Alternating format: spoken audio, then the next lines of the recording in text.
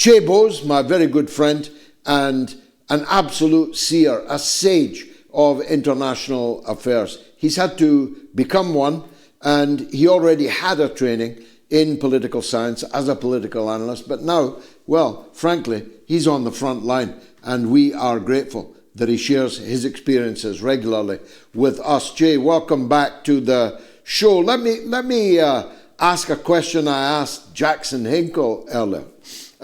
Donald Trump said in the week, and Rubio echoed it, that it was the Europeans to blame for the fact that no deal has yet been done to bring an end to the Ukraine war. But the same Donald Trump has just come out of the White House, I've just been reading it, saying he's about to introduce a new wave of sanctions against Russia.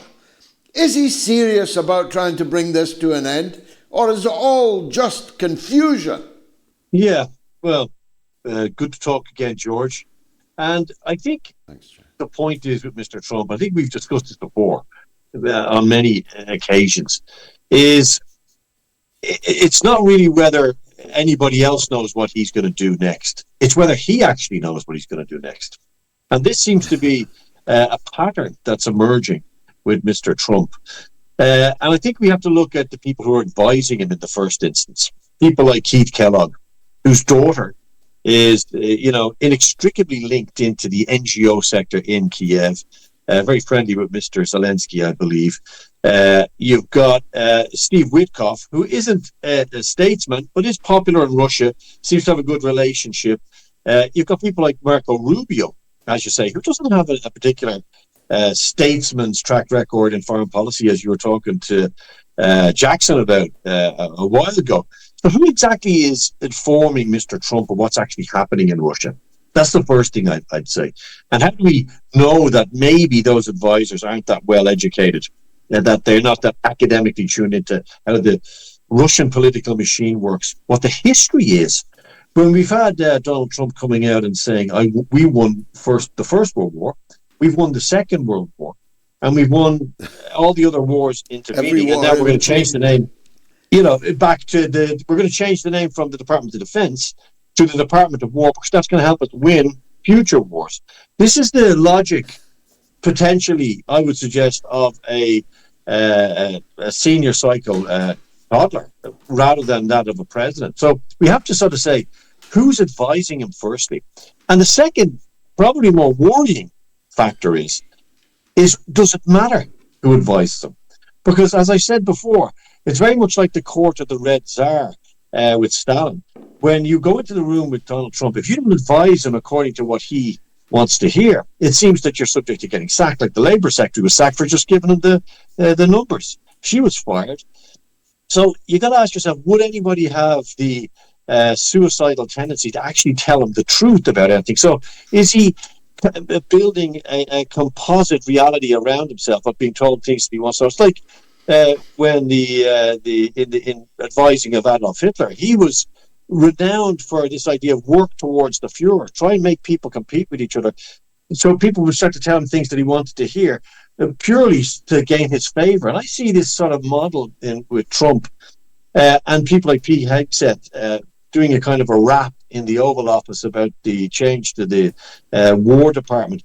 It's really quite remarkable to see the lack of insight and depth, particularly in the advice, but also in the man himself. The left hand doesn't seem to know what the right hand is doing. On a Monday, we're holding off. On a Wednesday, it's more sanctions. On a Thursday, it's less sanctions. On a Friday, we're going to go to war. Then we're going to potentially invade a country in Venezuela. It seems that it's almost as if there's some sort of fission going on that is uncontrollable. And the Oval Office is the center of this reactor. And the first thing you do when you're close to some sort of unbridled reaction is you get as far away from it as you can. And I think that's the sense here in Russia. The Russians are eminent statesmen. The people advising President Putin, Ushakov, Lavrov, these are long-term career intellectuals, number one, and also very well-educated men. Sergei Lavrov starting his career, back in Sri Lanka, or what wasn't Sri Lanka at the time, but he speaks Sinhalese. That's 50 years, half a century. And these are the guys advising the Russians. So the Russians have stuck to their initial statement. We're going to demilitarize. We're going to do what we need to do in Ukraine, denazify. Nothing has changed from the Russian side. And it seems that the more the Russians stick to what they said they were going to do, that President Putin said he was going to do, the night that the Russian army crossed the border into Ukraine, very clearly stated, the more the Russians stick to that, and the more they don't do what the Americans want them to do. And of course, what's happened in China at the SCO summit has been absolutely acidic to Mr. Trump, because he is a man who wants to be at the center of everything. And the one great world leader, leader of a great power that wasn't in China was Donald Trump. And I think that really burned him. It really hurt him. I think this is a sort of a passive-aggressive reflex thing. I'm going to do sanctions. Yeah. But will that change tomorrow? So I just think what's most important to watch is what the Russians do. The Russians won't allow themselves to be pulled into some sort of reaction against America, because the Russians are here. They're suggesting, look, we're going to continue on the route we're on. We're discussing things with the Ukrainians. We're discussing with the Americans.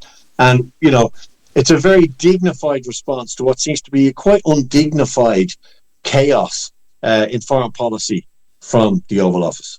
It does look undignified, and it certainly looks chaotic. Every night I look for your good night tweet. Ukraine is smaller than it was yesterday, and sometimes you add tomorrow it will be smaller still.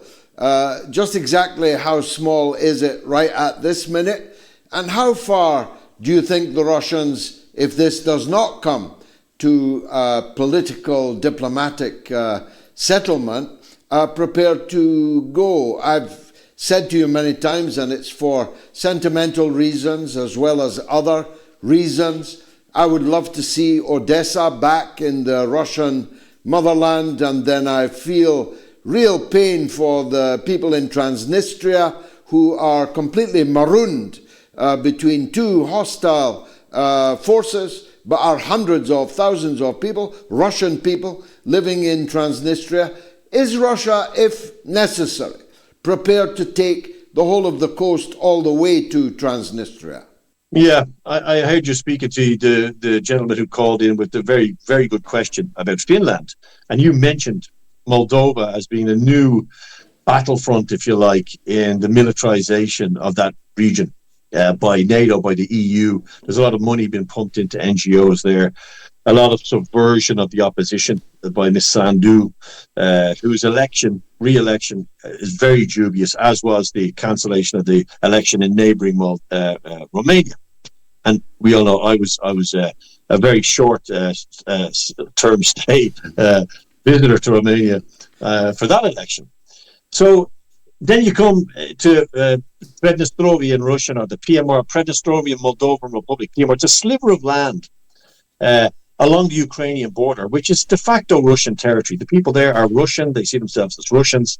They are indeed cut off strategically, if you like. There's a Russian peacekeeping battalion stationed there, which many people don't know. Russian troops are there. They stepped in during a very brutal war that was fought there when the Soviet Union collapsed against a nationalist Moldovan government. Now, they are only about 110 kilometers away from the Kinburn Spit across the Black Sea, where the Russians do hold territory. And the question is, on everybody's lips here in Russia, is Odessa. Odessa is considered a Russian city. Now, I've had some debates with some Ukrainians.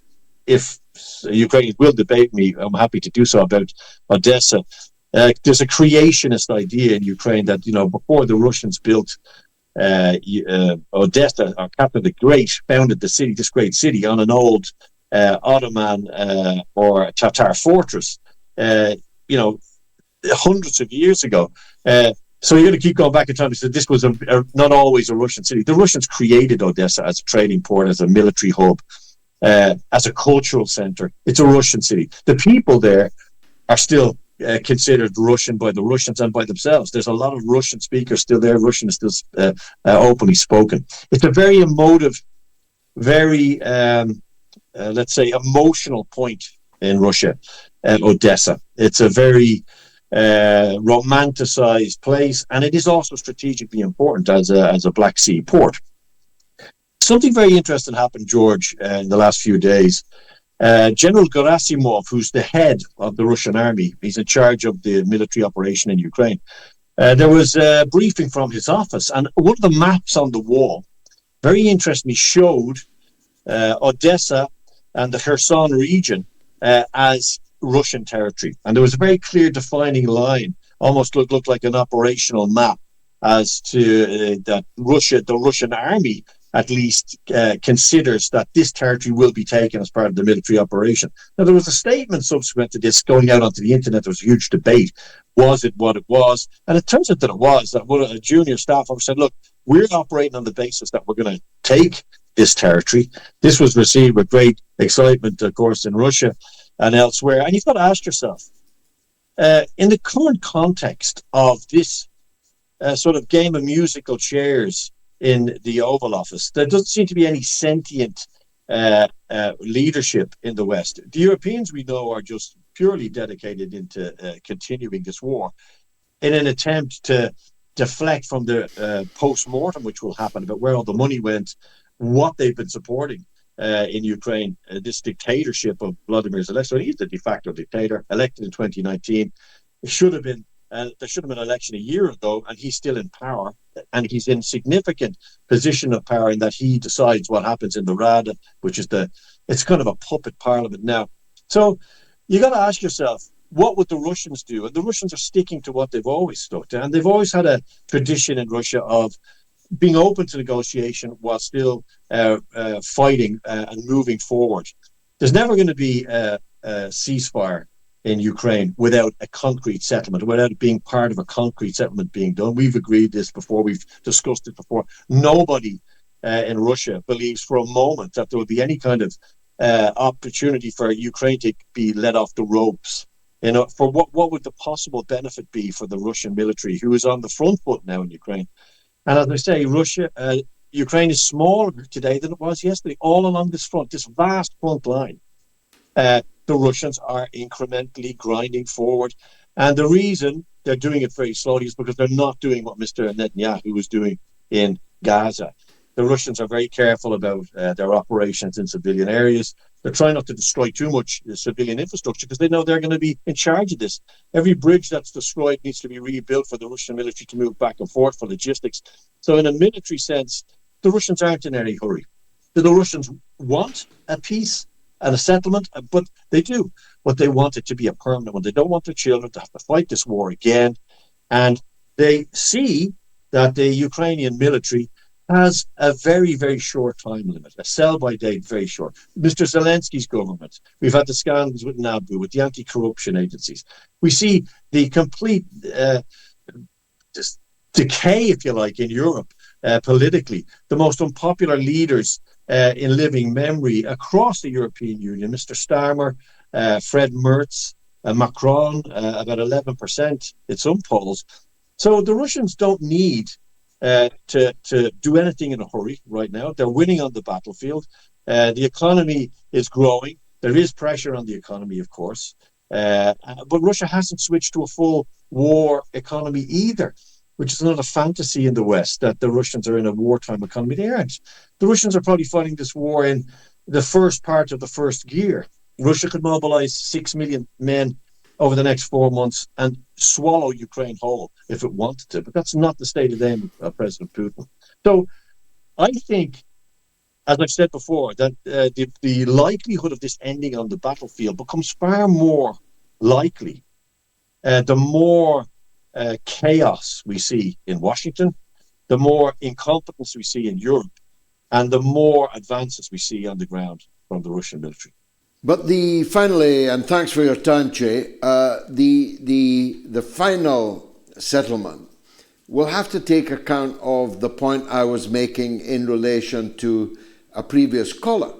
There will be no point for the Russians in playing whack-a-mole, solving the Ukraine problem only for NATO to move into Azerbaijan or to move big time into any part of Russia's near abroad, because that will be merely transferring the crisis from one place to another. So isn't at the core of this the demand that the pledges given to Gorbachev that NATO will not move 1 inch to the east and will cease and desist all of its efforts everywhere to try and break up, weaken, and if possible, regime change Moscow, Russia? Yeah, indeed.